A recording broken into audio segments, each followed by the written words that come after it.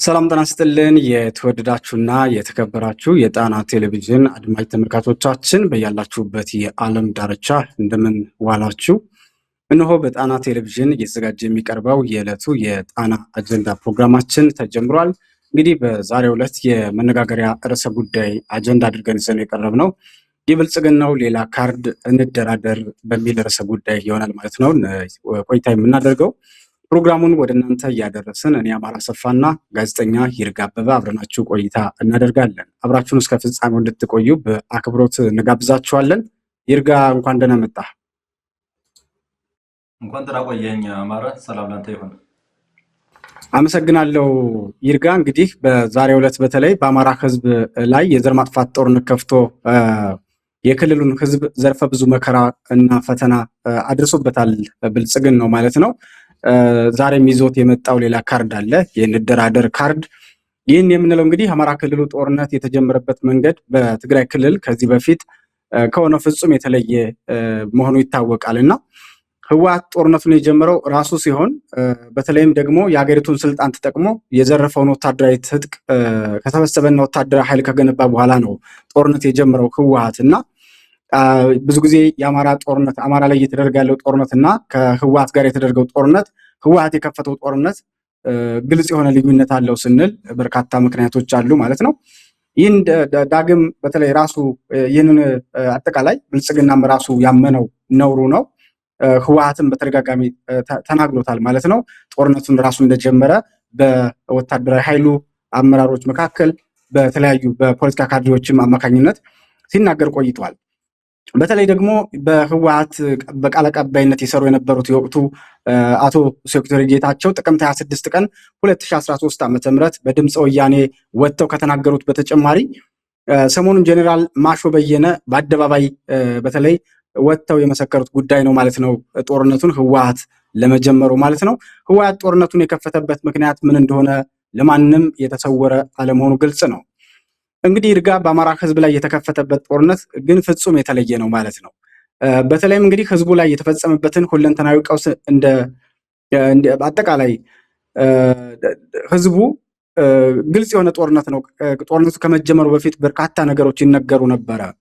በተለይም ደግሞ ይርጋ ካስታወስክ የአጠቃላይ ኢትዮጵያ የነበረችበት ሁኔታ የህልውና ችግር ውስጥ ናት ተብሎ ህወሓት ደግሞ በነበረበት የስልጣን ዘመኑ በርካታ ግፎችን በኢትዮጵያውያን ላይ ሲፈጽም ኢኮኖሚውንም ፖለቲካውንም በሞኖፖሊ ተቆጣጥሮ ሚሊታሪውንም የተቆጣጠረ ኃይል ነበር ማለት ነውና በዚህ ሁሉ ሂደት ውስጥ ጦርነቱ ግን ይሄ ከፕሪቶሪያ ላይ ከህወሓት ጋር ብልጽግና ሊስማማ ሲል የነበሩ ንግግሮች ነበሩ። ከዛ በፊት አጠቃላይ ሊበሏት ያሏትን አሞራ ጅግራናት ይሏታል እንደሚባለው ግልጽ የሆነ ጦርነት ሊጀምሩበት እንደነበረ እነ ተመስገን ጥሩነህ የባዲኑ ቁጥር አንድ ሰው ማለት ነው ምን ይል ነበር? ኢመደበኛ ኃይሎች የሚል ንግግር ይናገሩ ነበረ።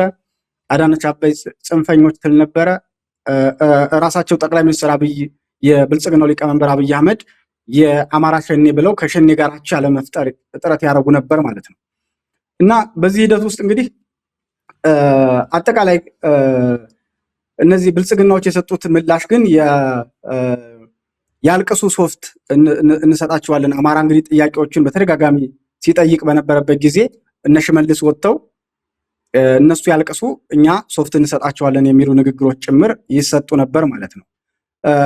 ስለዚህ አጠቃላይ ይሄ እብሪት ነው የአማራን የነዚህ ስርዓቱን የተቆጣጠሩ ሰዎች እብሪት አማራው እየደረሰበት የነበረው ሁኔታ ይህን ጦርነት ለመመከት የህልውና አደጋ ስለገጠመው በቀጥታ ፋኖን ወደ ጫካ ገብቶ የአማራ ህዝብን ለመከላከል የአማራ ህዝብን ለመታደግ ወደ ጫካ ገባ ማለት ነው። በዚህ እንግዲህ የመደበኛ ኃይል መበተን አለበት የሚልና የመሳሰሉትን ዘለፋዎች ሲያሰራጩ ከቆዩ በኋላ ነው ጦርነቱን የከፈቱበት። የአማራ ህዝብ ስርዓታዊ ጦርነት ሲከፈትበት እጁ ላይ የነበረው ትጥቅ ምን ያህል እንደነበር የሚታወቅ ነገርም የለም።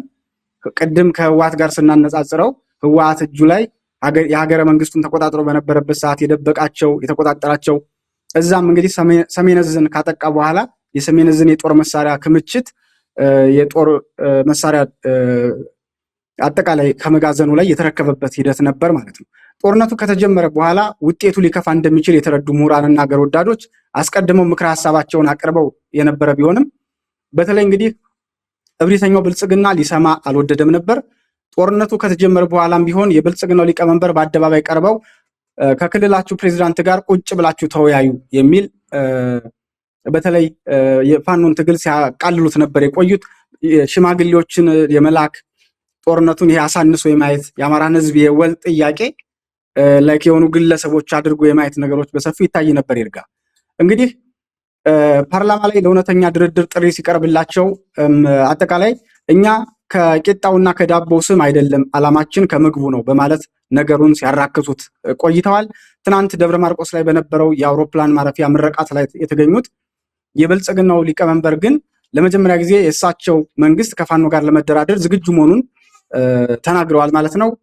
የእሳቸውን ንግግር አድምጠን እንዲሁ አጠቃላይ የዚህ የብልጽግናው ሊቀመንበር ንግግር ምን ያህል ታማኝነት አለው የሚለውን ደግሞ ይርጋ ሀሳብ ትጨምርበታለህ። መንግስታችን ከህዝቡ ጋር በመተባበር ሊወያዩ ሊነጋገሩ ለፈለጉ ማንኛውም ሰዎች በር ክፍት ነው። እጃችን የተዘረጋ ነው። ልባችን ክፍት ነው። እንቀራረብ፣ እንወያይ፣ እንነጋገር፣ ሀገራችንን ሰላም እናድርግ። የማያግባቡን ጉዳዮች ካሉ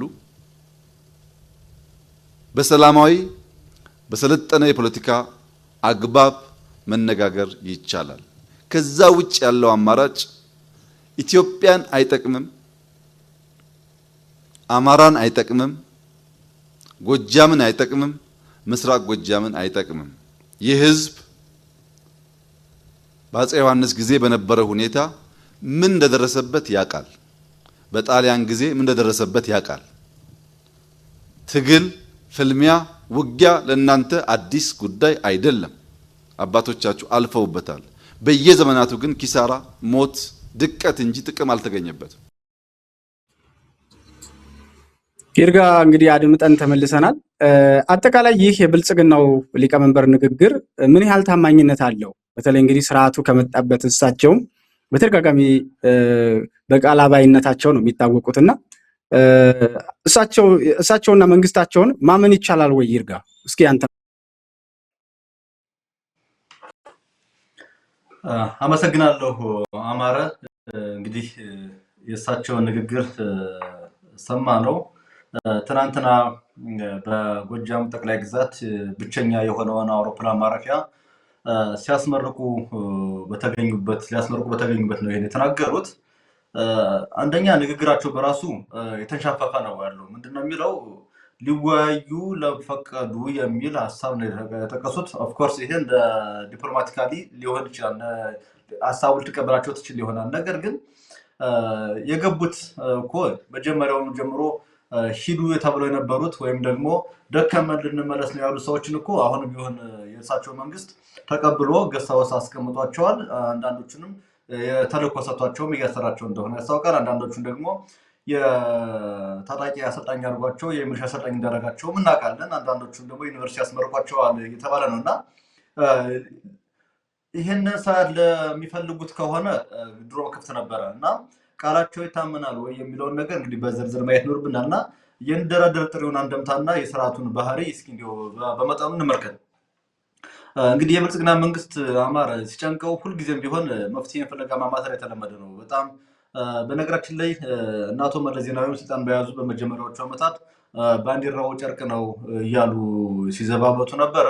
የሻዕቢያ መንግስት አይደር ሆስፒታልን በአውሮፕላን ከደበደበ በኋላ የባድመው ጦርነት ሲጀመር አቶ መለስ ዜናዊ ባንዲራውን ይዘው ነበረ ያን የኢትዮጵያን ህዝብ የቀሰቀሱበት። ስለዚህ እነዚህ ገዢዎች ሲጨንቃቸው የሀገሪቱን እንትን ይዘው መምጣት የተለመደ ነው። አሁንም ደግሞ ብልጽግናው እንደምታውቀው በብዙ ነገር ተወጥሯል። ስለዚህ ብዙ ውጥረት ስለበዛበት እችኛዋን መንገድ እንደ ሞጫ ሊጠቀማት ይችላል። ህገ መንግስቱ በመቃብሬ ላይ ነው ሲል የነበረው ስርዓት እንዲሁም ደግሞ ለአንድ ክልል ጥያቄ ተብሎ ታስታውሳለህ አይደለ? እንግዲህ በቤተ መንግስት ነው እንግዲህ ይህን ከተቃዋሚዎች ጋር በተነጋገሩበት ጊዜ የብልጽግናው ሊቀመንበር አቶ ክርስቲያን ታደለ አሁን እስር ላይ የሚገኘው የአብኑ ቀድሞ ህዝብ ግንኙነት አብን ወደ ብልጽግና ከመግባቱ በፊት ማለት ነው እና አቶ ክርስቲያን በወቅቱ የህገ መንግስት ማሻሻል ጥያቄን ሲያቀርብ እኒሁ ሰውዬ መልስ ምላሽ ምን ነበረ? ለአንድ ክልል ብለን የምናሻሽለው ህግ የለም ነበር ያሉት። ለዚህ ምላሻቸው እንግዲህ ዶክተር አምባቸው መኮንን በአፍሪካ ህብረት የአማራ ምሁራን መማክር ስብሰባ ላይ የሰጡትን ምላሽ እናስታውሳለን። ይሄ አንድ ክልል የለም፣ አንድ ክልል እንኳን የሚባል ብዙ ህዝብ ያለው ነው። ስለዚህ ይሄ ጥያቄ ተገቢ ጥያቄ ነው፣ የተሰጠው ምላሽ ግን ተገቢ አይደለም ብለው የተመለሱበት እናስታውሳለን። እና እንደዚህ ያሉ ሰዎች ሰው ዛሬ ህገ መንግስቱ ይሻሻል ብለው አቅርበዋል ሲጨንቃቸው። አሁን ደግሞ እንዳልከው ቅድም አንተ እንዳልከው ክልላችሁን አታምሱት፣ አታተራማምሱት። እንደ አረጋ ከበደ አይነት ድንቅ መሪ የአማራ ክልል አግኝቶ አያውቅም። አረጋ ከበደ የሚመራው የአሁኑ የአማራ ህዝብ ብዛት አፄ ቴዎድሮስና አፄ ምኒልክ ከመሩት ህዝብ በላይ ነው እያሉ ሲናገሩ ታስታውሳለህ አይደለ አማራ? ስለዚህ ከአረጋ ከበደ ጋር ተነጋግራችሁ ችግራችሁን ፍቱ ብለው ነበረ የዛሬ 2 ዓመት አባይ ግድብን ሲያስመርቁ አባይ ድልድይን ሲያስመርቁ የተናገሩት እና ያኔ ባህር ዳር የተገነባው ማለት ነው የአባይ ግድብ። ስለዚህ የዛን ሰዓት እንደዚህ ያሉ ሰውዬ ዛሬ ደግሞ ሌላ የአውሮፕላን ማረፊያ ሲያስመርቁ ተገኝተው ምንድነው ያሉት? መንግስታችን ለድርድር ክፍት ነው፣ በሩን ልቡ ክፍት ነው፣ በሩም ተከፈተ ነው፣ እጁም የተዘረጋ ነው ብለው ሲናገሩ ሰምተናልና የጭንቅ ጊዜ ጥሪ እንደሆነ አድርጌ ወስደው እችላለሁ። በአንድ በኩል ይታመናሉ ወይ የሚለው እኔ እንግዲህ አማረ እባብ ለመደ ተብሎ በኪስ አይያዝም ይላል ታማኝ በየነ እና ይሄን ሀሳብ እጋራዋለሁ።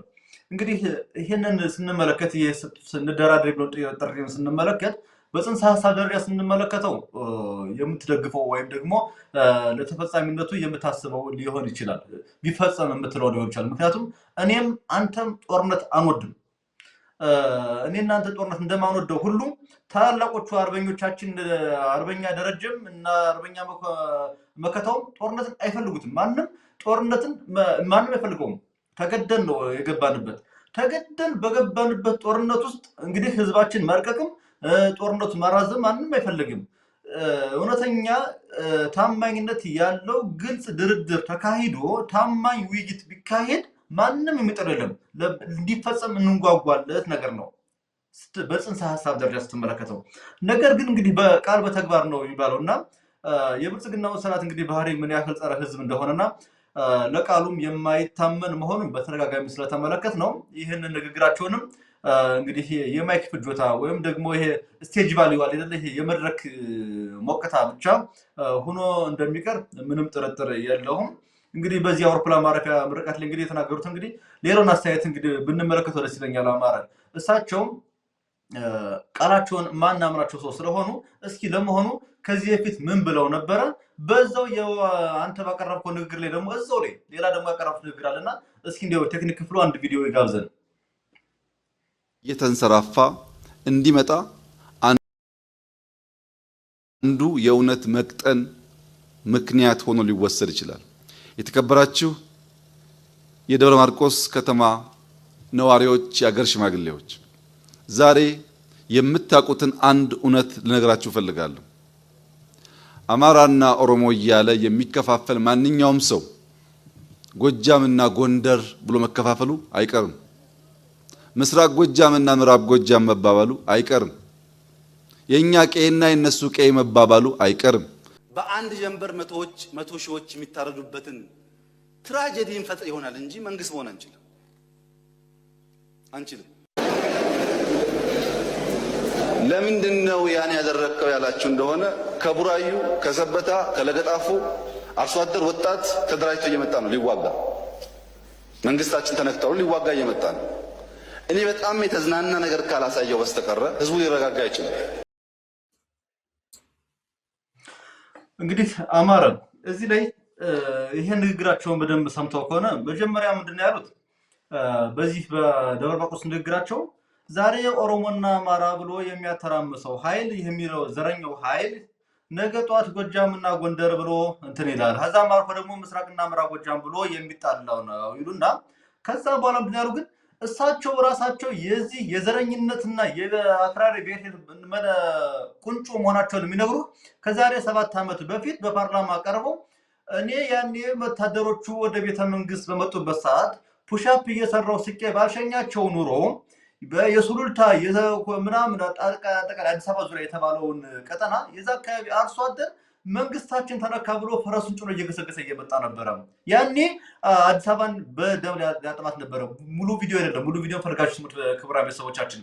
እንደዚህ ያሉ ሰው ናቸው። ከዛ በኋላ ይሄንን መንግስት መንካት ይላሉ። ይሄን ከሶስተኛው ቪዲዮ ላይ ማለት ነው፣ በሁለት ቪዲዮዎች መካከል የገባው ማለት ነውና 100 ሺዎች ሊያልቁ ይችላሉ። ደደም አላባ ሊሆን ይችላል እንጂ ይሄን ስልጣን አንለቅም የሚል ሐሳብ ሲናገሩ ሰምታችኋል። እንግዲህ እኒህ ሰው ናቸው ዛሬ ብሔርተኝነትን ሲጸየፉ የምናቸው። ጎጃም ማነው አማራና ኦሮሞ ያለ ሰው ይሉና ጎጃምና ጎንደር ብሎ ይጣላል አሉ። እሳቸው ሀዚፍም ብለዋል። እናንተ ጋር መጥቼ ሳለማ የጎንደሩ ይቃወመኛል፣ ጎንደር ሲሄድ የጎጃሙ ይቃወመኛል ብለው የተናገሩ ሰው ሳንዛ እዚሁ የደብረ ማርቆስ አውሮፕላን ማረፊያ ላይም ደግሞ በድጋሚ ሰምታቸው ከሆነ አማራ ሙሉን ሰምቶ ከሆነ ንግራቸውን ያው በርግጥ እሳቸውን ንግር ሙሉን መስማት ይከብዳል፣ ግን ሰምታቸው ከሆነ ምንድን ያሉት የአማራ ክልልን የመሩትን ሰዎች ስም ዝርዝር ጠቀሱ። ከዛ በተረፈ ደግሞ በኢትዮጵያ ፖለቲካ ውስጥ በምክትል ጠቅላይ ሚኒስትር ደረጃ ያሉትን 2 ሰዎች ጠቀሱና እነዚህ ሁሉ የወጡት እዚህ አካባቢ ነው ብለው ተመልከት። ከጎጃም ደግሞ ምስራቅ ጎጃምን ለይተው እሳቸው ተጋር እዚህ ብቻ ነው የወጡት ብለው ተናግረው የነገር ቁርሾ ለኩሰው ይሄዱ። ሌላውን ሰው ግን እሳቸው ሲፈሩ ተመለከታቸዋል። ስለዚህ እንደራደር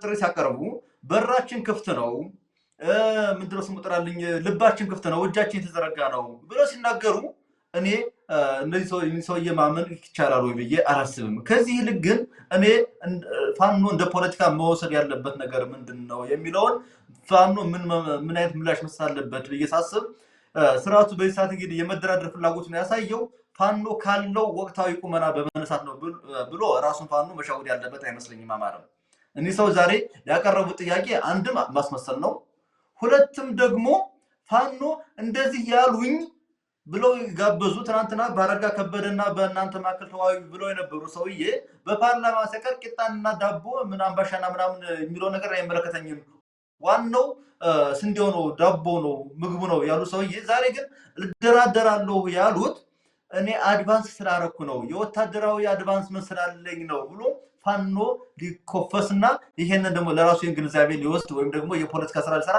አይገባውም ብዬ አምናለሁ። ቢኮዝ ፋኖ ምን ላይ እንዳለ ራሱም ያውቀዋል፣ ብልጽግና በደንብ ያውቀዋል። አስቴም ታይም ደግሞ የአማራ ህዝብ የፋኖን ትግል የተሸከመው የአማራ ህዝብ የብልጽግና ዱላ የተቋቋመው የአማራ ህዝብ ፋኖን አሁን ላይ እንዳለ ያውቀዋል። ስለዚህ ይሄ ስለምታውቅ ፋኖ እኔ አድቫንስ አድርጌ ነው ብሎ እንደባለፈው አይነት ነገር ሊወድ አይችልም ብዬ አስባለሁ። ስለዚህ ፋኖ ምንድን ማድረግ ያለበት በዚህ ጉዳይ ጥያቄ ከመጣለት ይፋዊ ጥያቄ ከቀረበ እናም ደግሞ የዲፕሎማቲክ ምን ኃይሎች ደግሞ የማደራደር ሐሳብ ይዘው ከመጡ ፋኖ ማድረግ ያለበት ብዬ የማስበው የሚታገለትን ህዝብ ህልውና መሆኑን በማብሰር እንደባለፈው የፖለቲካዊና ዲፕሎማሲያዊ ኪሳራ እንዳይከስር ጥንቃቄ ማድረግ አለበት ብዬ አስባለሁ። እኒህ ሰው የዛሬ የተናገሩት ደብረ ማርቆስ ላይ የተናገሩት ንግግር ፋኖን ነጥብ ለማስጣል እንደሆነ ታስቦ አሁን እዚህ በፊት የምንድርድር ግርግር ምናምን ባል ነገር ሲናገር ነበር የፋኖ መሪዎች የተባሉ ሰዎች።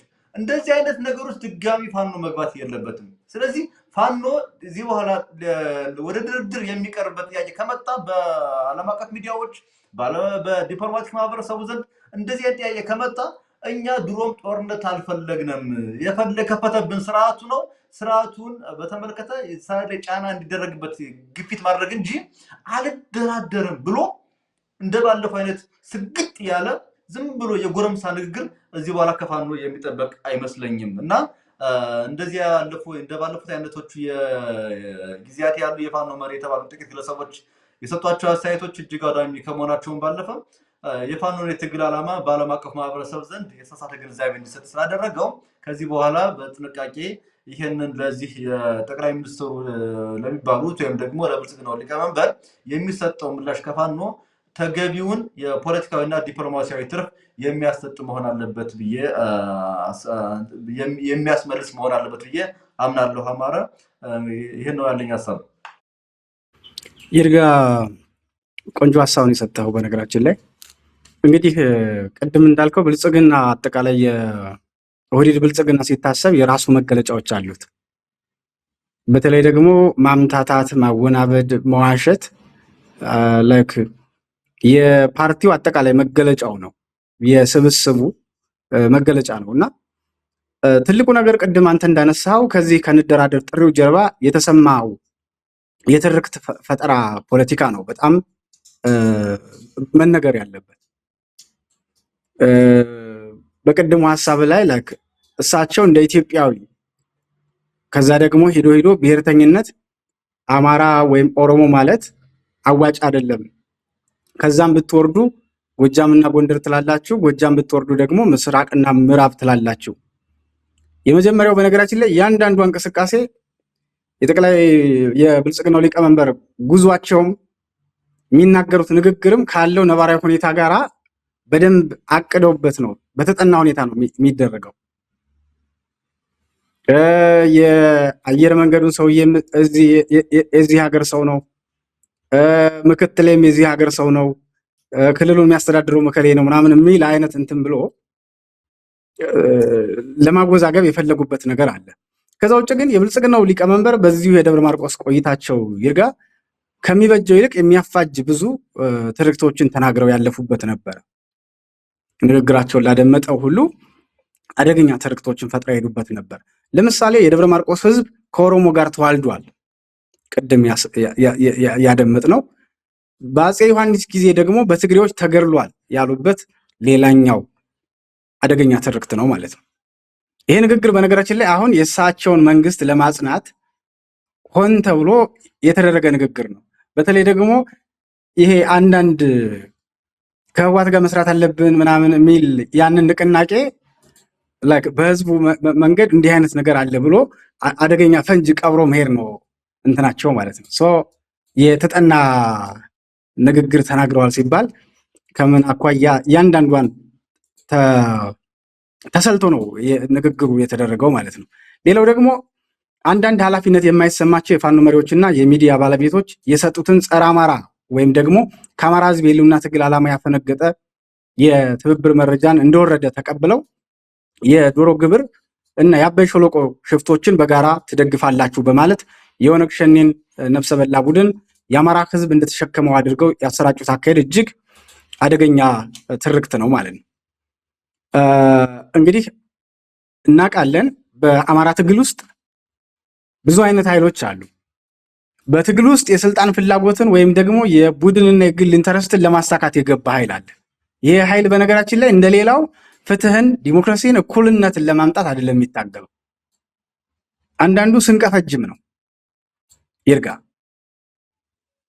በዚህ አጋጣሚ ምንድነው ነገ የሚያልመው የአማራ ህዝብ ዘላቂ የሆነ ነፃነት፣ ዘላቂ የሆነ ፍትህ፣ ዘላቂ የሆነ እኩልነት ከሌሎቹ ኢትዮጵያውያን ጋር እንዲያመጣና ለዛ እንዲታገል አይደለም። በቃ ከሆነ ኃይል ጋራ የአማራ ጠላትም ይሁን አማራውን ድጋሚ ሌላ ችግር ውስጥ የሚከቱትም ኃይሎች ቢሆኑ ከነዛ ጋራ ሲሰራ ይሉኝታም አጠቃላይ ሞራል የሚባለውንም አያውቀው እና የብልጽግናው ሊቀመንበር እና አጠቃላይ መዋቅራቸው የሚጠቀማቸው እነዚህን ሰዎች ነው። ለብልጽግናው በነገራችን ላይ ለመሬት ሆነው እያገለገሉት ያሉት እነዚህ ሰዎች ናቸው። የፕሮፓጋንዳ ምቹ ሁኔታ እየፈጠሩት ያሉት እነዚህ ሰዎች ናቸው። ህወሓትማ አቋሙ ላይ እንደቆመ ነው። በነገራችን ላይ ነገ እንደውም ህወሓት የኔን አቋም በተሳሳተ መንገድ ዲፋይን አርጋችኋል ብሎ ይከሳቸዋል እነዚህ ሰዎች ይርጋ። ለምሳሌ እነሱ ህወሓት ከትናንቱ ተምሯል ይላሉ ማለት ነው። ህወሓት ደግሞ አሁንም እኔ መሬት ወረራ ላይ ነኝ።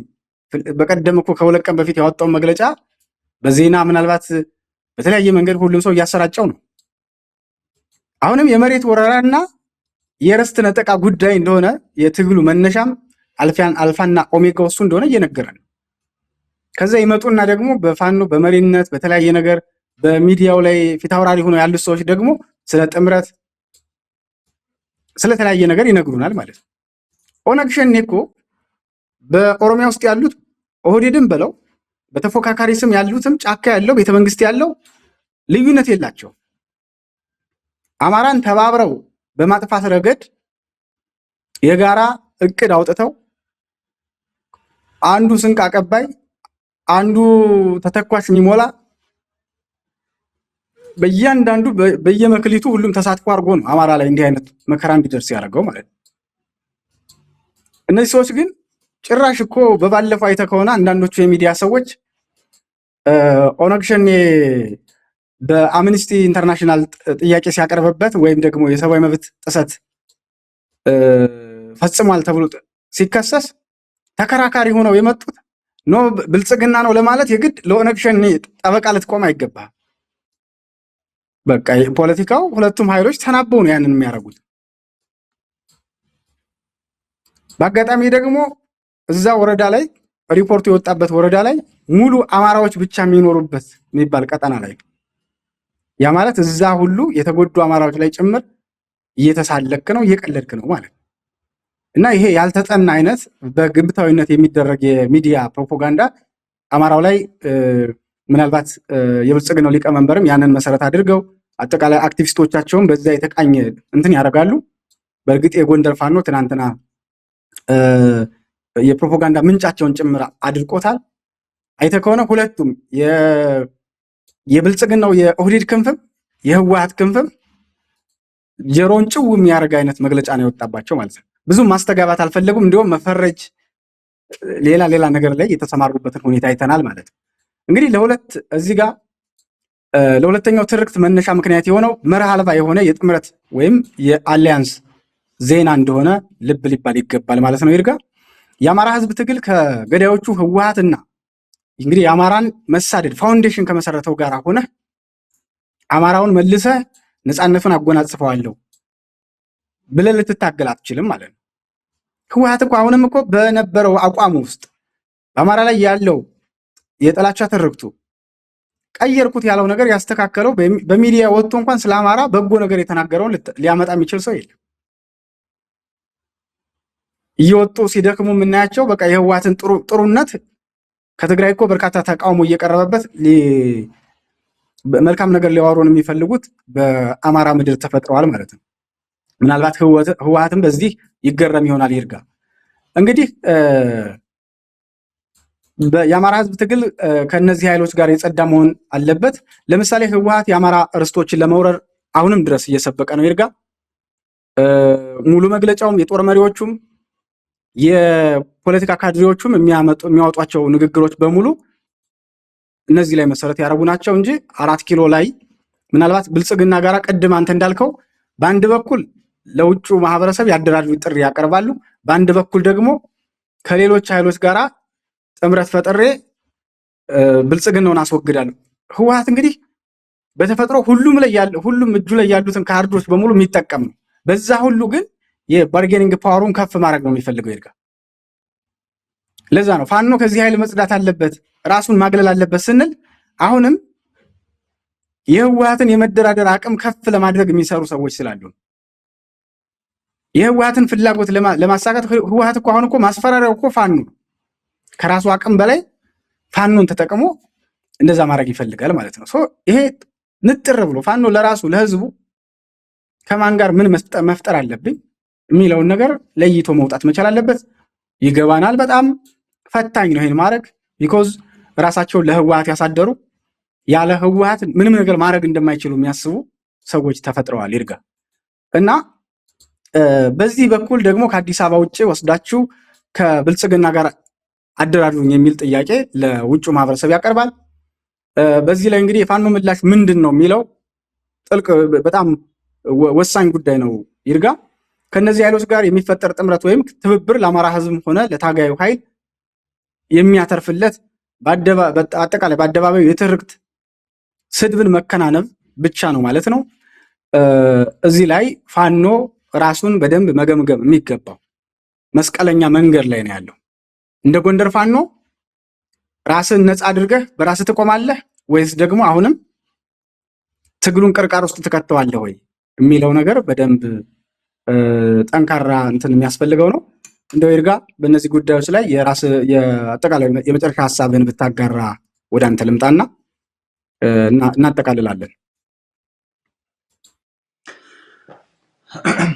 በድጋሚ አመሰግናለሁ አማረ። እንግዲህ ሰፋ ያለ ሀሳቦችን ያነሳኸው በተለይም ደግሞ እንግዲህ የብልጽግናው ሊቀመንበር አይተህ ከሆነ የዶሮ ግብርና የአባይ ሸለቆ ሽፍቶች በቅንጅት እንዲያጠፉን ይሄን የመሰለ አካባቢያችሁን እንዲያወድሙት በእርግጥ እናንተ አካባቢያችሁን ምን ያክል ለምን እንደሆነና ምን ያክል ጸጋ እንዳለው አታውቁም ብለው ተናግረዋል። በእርግጥ ይሄ ግን እንዲጠፋ ግን እንዲወድም ህዝቡ ተጠያቂ ነው ብሎ የተናገሩት እንግዲህ ልብ አድርግ ከጎንደር ተነስተው ከጎጃም ተነስተው እንደዚህ አዲስ አበባ ሊገቡ የመጡ ሰዎችን ዶሮ ግብር የሚባል ሱሉልታ ጫፍ ላይ የሚዘርፈውን ቡድን የደብረ ማርቆስና አካባቢው ህዝብ እየደገፈው ነው ብለው ሰው እየተነገሩት። ይሄ በጣም በጣም አደገኛ ትርክት ነው። ነገ ጧት ደግሞ ወይ ደሴ ወይ ደግሞ ጎንደር ቢሄዱ የደደቢት ሽፍቶችን ይዛችሁ ነው የሚለው ይመራታችሁ አይቀርም። ቢኮዝ እሳቸው ቅድም አማር እንዳልከው ለሰውየው ንግግር የተመቸ የሆነ የቀረበው ምንድነው ለመሬት የሆነው ይሄ ኃይል ነው። ይሄ ኃላፊነት የማይሰማው ቅድም አንተ ስንቀፈጅ ያልከው ብሎ የጠራኸው ይሄ ኃይል ለብልጽግናው ሊቀመንበርና አጠቃላይ ለጠላቶቻችን ጥሩ መምቻ ሆኖ አገልግሏል። ተመልከት ኦነግ ሸኔ ማን ነው የሚባል ምስራቅ ወለጋ ነው ብቻ የሆነ ሳሙኤል አንድ ቦታ ላይ የፈጠረውን እልቂት እሱ ለምን እሱ ካልፈጠረውም ይሄን ያደረገው ብልጽግና ነው ስትል አንተ የአማራ ፋኖ ድምጽ ነኝ ብለህ ያልክ ሚዲያ እንደዚህ ስትልለት በቃ እነዚህማ ተጣምረዋል አሉ። ወለጋ ላይ የሚደርሰው እልቂት የቆመው እኛና የሸኔ የጋራ ጥምረታችን ከሰመረ በኋላ ነው ብሎ የፋኖ መሪ ወጥቶ ተናግሯል እኮ። ስለዚህ እንደዚህ ያርጉታል እሱ ስክት የሚልበትን ኳስ የሰጠው እንደዚህ ኃላፊነት ሳይሰማ የምሰጠው አስተያየት ነው የፋኖ መሪ ምናምን ትላቸው እንደዚህና እንደዚህ አይነት ነገሮች በጣም በጣም አደገኞች ናቸው። ለአማራ መመቻ ዱላ ብለው እያገለገሉ እንደሆነ እየተሰማኝ ይገኛል ማለት ነው። አስታውሳለሁ በ97 ዓመተ ምህረት ላይ ኢህአዴግ ወይ ደግሞ ህወሓት ከሞት አፋፍ የተረፈው በካድሬዎቹ ብርታት ሳይሆን በአጋዚ ክፍለ ጦሩ ብርታትና በተቃዋሚ ስም በተለይ ቅንጅት ውስጥ በሰገሰጋቸው ሰዎች በኋላም ደግሞ ራሳቸውን ጠብቁ ብለው ሽጉጥ በሰጣቸው ሰዎች የሽፍት ስራ እንደነበረ እናስታውሳለንና አሁንም ብልጽግና ነውሱን እየዘራው ያለው እነዚህ ሰዎች አውቀው ይሁን ሳያውቁት አላማቸው ምን እንደሆነ ባላቀውም ቅሉ በትግል ውስጥ በተከሉት መርዝ ነው እና ብልጽግና እየቆመ ያለው በዚህ ነው። ሌላው እንግዲህ ከዚህ ጋር ተገናኘ ወደ መጨረሻ ሐሳባችን ስንመጣ አማራ የተነሳንበት ዓላማ ትክክለኛ ዓላማ ነው። የመጣንበት መንገድ ግን በስህተት የተሞላ ነው። የመጣንበት ዓላማ ምንድነው? ጦር ተከፍቶብን ላለመሞት የተነሳ ነው። አርፈን ተቀምጠናል። አርፈን ከተቀመጥንበት አጣዬ የምትባል ከተማችንን 12 ጊዜ ያቃጠለብን። አረ ተዋል ነው ተው ይሄ ነገር አይበጅም አሉ። እናቶቻችን ታመው በመኪና ተጉዘው መጥተው አባይን ከሻገሩ በኋላ ልክ ጓሃጽዮን ሲደርሱ መኪናውን አስወርደው ቄሱን በጥፊ እየደበደቡ አይተዋል አይደል? ቄስ በጥፊ እየደበደቡ ወደዚህ አትሄዱም ተባለ። አረ ተው ብለን ስንጮህ አልቅሱ ሶፍ ተሰጣቸዋለን አሉ።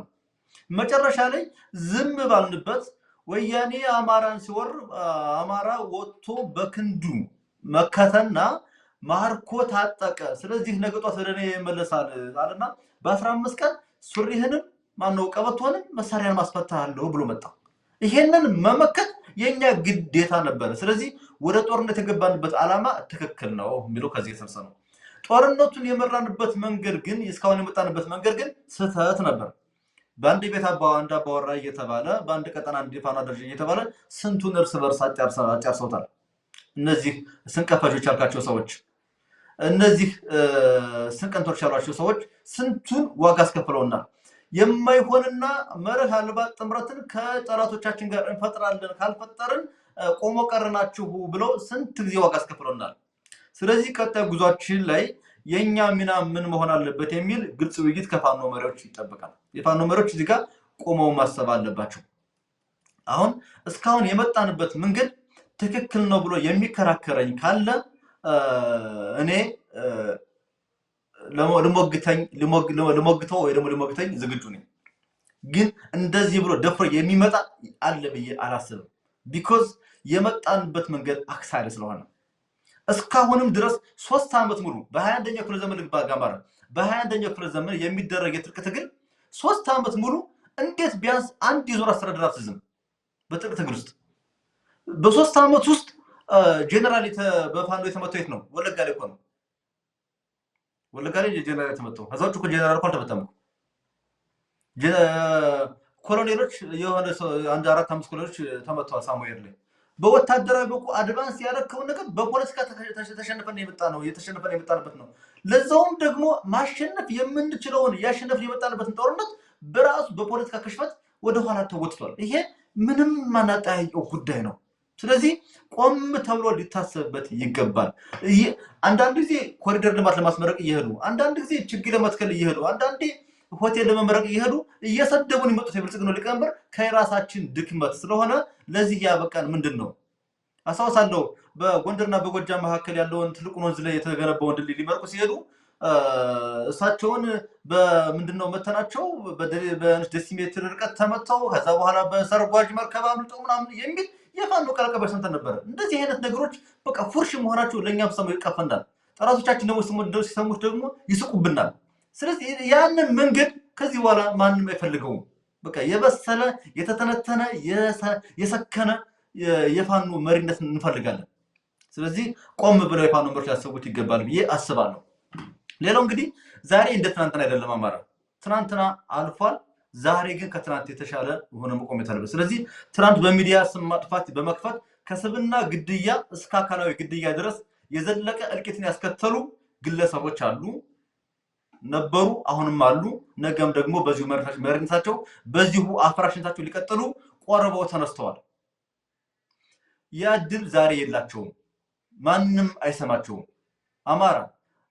አማራ ለምንድን ነው እስካሁን ድረስ ተነሱ የማይታገሉ ሲባል በአባቶቻችን እንደሚቆመችው ሀገር እንዳትፈርስ ብለን በትዕግስት ጠብቀናል አለ። ከዛ በኋላ ግን ቤቱ ድረስ ሲሄድ ተነስቶ እንደመከተው ሁሉ ከዚህ በኋላ ትናንትና የአንድን አካባቢ ፋኖ ስም ጠርተህ ስትሰድብ ዝም የተባልክ ዛሬ እዚህ በኋላ ማንም ዝም የለህም። አማራ ታውቃለህ። አማራ የዛሬ ዓመት በነ አርበኛ ከፍ ያለው ላይ በሌሎቹም ላይ ስንት የካራክተር አሳሲኔሽን ሲፈጠር ዝም ተብሎ ተቆይቷል የለም። አሁን ዛሬ ግን እኔ ምሳሌ ዝም አይደለም። የትናንትና ነገር ጋር ዛሬ የለም። በቃ ግልጽ ነገር ዛሬ ከመሬት ተነስቶ ጎጃም ላይ ያለን የፋኖ አደረጃጀት የሚሳደብ ሰው ከሰማሁኝ ወይም ደግሞ የጎንደር ፋኖ እንደዚህ የሚል ወይ ደግሞ አጠቃላይ ህዝብን እየፈረጀ የሚናገር ሰው ከሰማሁ እዚህ ጋር ቆማለሁ። የመሪዎችን ድክመት ጠርተህ ግን መተቸት ትችላለህ። ለምሳሌ እኔ አርበኛ እየታሰራደ እንደዚህ ድክመት አለበት ብዬ ድክመቱን ኤ ቱ ዚ ልዘረዝር እችላለሁ፣ ካለበት ማለት ነው ካለበት። ነገር ግን ዝም ብሎ ግን በጅምላ ግን የጎንደር ፋኖ እያልክ እንደዚህ እያልክ የምትመጣ ከሆነ አንተ ማነህ ነው የምትለያዩ። አንተ ማነህ ተብሎ ሊጠይቅ ይችላል። ስለዚህ የአማራ ህዝብም ቢሆን አሁን ያለበት ሁኔታ በሚገባ የሚታወቅ ነው። አማራ በሽፍታ ተማሯል። በፋኖ ስም በወጣ ዘራፊ ቡድን ተማሯል። በስንት ስቃይ ተማሯል። እዚህ በኋላ ይሄን ብልጽግና የአፈር ማዳበሪያ ከልክሎታል፣ ምርጥ ዘር ከልክሎታል፣ ሕክምናው ተከልክሏል። ዛሬ ጣና ላይ የተሰራ ዜና ነበረ፣ የተኮነ የወጣ እንደ አደገኛ መረጃ ነበረ። የሆስፒታል ምንጮች የገለጹት ሐኪሞች ጥለው እየወጡ ነው። ሕክምና በክልሉ ቁሟል። ስለዚህ በዚህ ሁኔታ ጦርነት ማራዘምን የሚፈልግ የአማራ ህዝብ የለም። ስለዚህ ጨውና ድንጋይ ተብለህ ወደ ባህር ሳትጣል ጨውነትን ጠብቀህ ለመቀጠል ከፈለክ ቁጭ ብለህ ተወያይ። ዛሬ የፋኖ መሪዎች የምናገረው መልእክት ይሄ ነው። በእነሱ ስም እነሱ ደግሞ አይዟችሁ የሚሏቸውን አፍራሽ የሚዲያ ሰዎችንም አደብ ማሳዝም ከነሱ የሚጠበቅ ነው ብዬ አስባለሁ። ካልሆነ ግን ዛሬ አንዳንድ ያላለቀ አውሮፕላን ማረፊያን አንዳንድ አሁን ማጭራሽ መናኸሪያም ሊመርቁ ሄደው ሊሰርጉ ይችላሉ ከዚህ በኋላ። ስለዚህ ጥንቃቄ ማድረግ ያለብን ይመስለኛል። ይሄ ነው ያለኝ መልእክት። አማራ እንዳንሰደብ ራሳችንን እናስከብር። ለማስከበር ደግሞ ቆም ብለን እንወያይ ማለት ፈልጋለሁ። አመሰግናለሁ። አማራ ግናለው ወሳኝ ነጥቦችን ያነሳው በነገራችን ላይ መውሰድ ለሚችል በጣም ጠቃሚ ምክር ሀሳቦችን ያነሳው። እውነት ለመናገር የትናንቱ ሰው ትናንት ብዙዎቻችን የነበሩ ከልክ ያለፉ አሻጥሮችን እየተመለከትን ዝም ብለን ባላየ አልፈናቸው ነበር። ምኞታችን ይታወቃል። በነገራችን ላይ አማራው እንዲያሸንፍ አማራው የገጠመው የአደገኛ የሆነ የወል ጥቃት አለው ብለን ጠላት አለው ብለን ስለምናስብ ለዛ ትኩረት አድርገን ሁላችንም ማለት ነው። በዚህ ሂደት ውስጥ ግን የራሱን ካልኩሌሽን መሰረት እያደረገ ከሚዲያ እስከ መሬት ላይ ምናምን ተዋርኖ ጥቃት የሚያደርስ የፕሮፓጋንዳ የትርክት ጦርነት የሚከፍታል ማለት በራሱ ላይ ማለት ነው። እሱ የፈለገውን ለምሳሌ መሰናክል ይሆነኛል ብሎ ሲያስብ፣ በነገራችን ላይ አንዳንዶቹ እኮ ጭራሽ የሰውን ህመምም አይረዱም። አሁን ወልቃይት ላይ የሚሰሩትን ትርክት እየው ወልቃይትን ከህዝብ የስብና ካርታ ውስጥ ለመፋቅ የማይፈነቅሉት እንትን የለም። በነገራችን ላይ ከመቀሌ ሰዎች በላይ ነው የሚሰሩት ማለት ነው። የድሮ ፋኖና ያሁን ፋኖ አለ ብሎ እኮ ለይተው እኮ በፋኖ መሪ ደረጃም በሚዲያ ደረጃም እኮ የመጡ ሰዎች ነበሩ እኮ። ምንም ጥያቄ የለውም። ከዚህ በኋላ የሚያዋጣው ምንድነው? ላይክ አንዱ የሚሸከመው የተለየ ዕዳ የለም። በነገራችን ላይ አማራነት የሁሉም ነው። ከዛ ደግሞ አንተ ያለበላቸውን የሚያኳሉ እኮ በነገራችን ላይ ለምሳሌ ኮሎኔል ደመቀ ወልቃይት ላይ ትኩረት ያደረገ ፕሮፓጋንዳ ሲሰሩ ለህወሓት እየሰሩ እንደሆነ የቀጠናው የአካባቢው ማህበረሰብ ማይረዳቸው ይመስላቸዋል። በቃ ሊያጀዝቡ እኮ ይመጣሉ ፊት ለፊት ማለት ነው።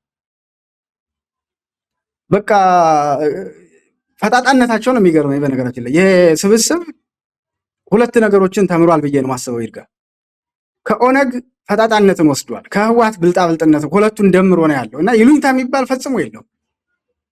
በቃ የሚጫን የሚሸወድ ምናምን ካገኘ በቃ ይጭናል ማለት ነው። አሁን ግን ምንድነው ትውልዱ እየነቃ ነው። በነገራችን ላይ ጥቅሞቹን አሳልፎ የሚሰጥ ድጋሚ ባርነት ውስጥ የሚወድቅ ትውልድ የለንም። ለዛ ነው በልበ ሙሉነት ምን እናገር። ኮሎኔል ደመቀና ላይክ መዋቅሩ የወልቃይት ጠገዴ ሰቲት ሁመራ ዞኑ ከዛ ወጥቶ ያሰለጠነውን ያን ጠንካራ በሺዎች የሚቆጠረውን ጦር አምጥቶ ሌላ ቦታ ላይ ፋኖን ሲወጋ ወይም ደግሞ ከአማራ ትግል በተቃራኒ ሲቆም አላየ ነው። ሄዶ የድሮን ግዢ ስምምነት እየተፈራረመ እያመጣ ደብዳቤ ጽፎ ምናምን ግብዣ ያቀረበውን ሰው ሲያነሳ ግን አታየውም ማለት ነው። እና ግልጽ የሆነ አሻጥር ይታያል። ይህንን በግልጽ እየተነጋገር ነው። የህዝብ እያወቀው መቀጠል መቻል አለበት። ውይይቶቻችን ይቀጥላሉ። የዛሬውም የንደራደር ጥሪውንም ሄዶ ምንድነው ፋኖ በራስ አቅም መቆም አለበት። ይሄ ለጠላት ሁሉ ለፕሮፓጋንዳ ምቹ የሚያደርጉ ነገሮችን እንትን ማለት አለበት። የመጀመሪያው ደግሞ ይሄ የሚሆነው ለምሳሌ አፋብን እኮ ጥምረትን በተመለከተ እንደ ድርጅት ስምምነት ሳይደረስበት የአፋብን ደግሞ ቅርበት አለን የሚሉ በሚዲያው በኩል ፊት አውራሪ ነን የሚሉ ሰዎች ደግሞ ወጥተው ስለ ጥምረት ስለተለያየ ነገር ይናገራሉ። ህዝባቸው ላይ ጭምር የሚሰሩትን ትርክት እያየን ነው ማለት ነው። እነዛ ሰዎች ምንድነው መስራት የሚፈልጉት የአፋብን አመራሮች መረጃውን ሰጥተዋቸዋል ብለን ነው የምናስበው። ቢኮዝ እንዲለማመድ የተፈለገ ነገር አለ። ለምሳሌ ከህወሓት ጋር መስራት ህወሓትን ማሰብ በአማራ ህዝብ ላይ ድጋሚ አምጥቶ መጫን የማይቻል የማይደፈር ነገር። ይሄን እንዲደፍሩ ይፈለጋል ማለት ማለማመድ ቀስ እየተባለ የሆኑ ሰዎች እንዲጋፈጡት ይፈለጋል። እነዛ ሰዎች በፋይናንስ ሰፖርት ይደረጋሉ። ምንም ነገር እንዳይጎልባቸው መረጃ ፊድ ይደረጋሉ። ይሄ ነው እየሆነ ያለው። ያንን ደግሞ አታደርጉትም ነው የምንላቸው ማለት ነው። የሚዲያ እንትኑ አጠቃላይ ቅኝቱ መስተካከል ካለበት ይስተካከላል። ያሊያ ደግሞ የሚያመጧትን ፕሮፓጋንዳ እዛው ላይ ያከሸፉ መቀጠል ከሌላው ይጠበቃል ማለት ነው። ይርጋ ጥሩ ቆይታ ነበረን። ፕሮግራሞቻችን ይቀጥላሉ ወደፊትም። ለዛሬው በዚህ እናጠናቅ። ይርጋ ክቡራትና ክቡራን የጣና ቴሌቪዥን አድማጭ ተመልካቾቻችን የዛሬው ጣና አጀንዳችን የተከታተላችሁትን ይመስል ነበር። ፕሮግራሙን ወደ እናንተ እያደረስን እኔ አማራ ሰፋና ጋዜጠኛ ይርጋ አበበ አብረናችሁ ቆይታ አደረግን። እናንተም ምርጫችሁ አድርጋችሁ ስለምትከታተሉን ከልብ እናመሰግናለን። ጤና ይስጥልን።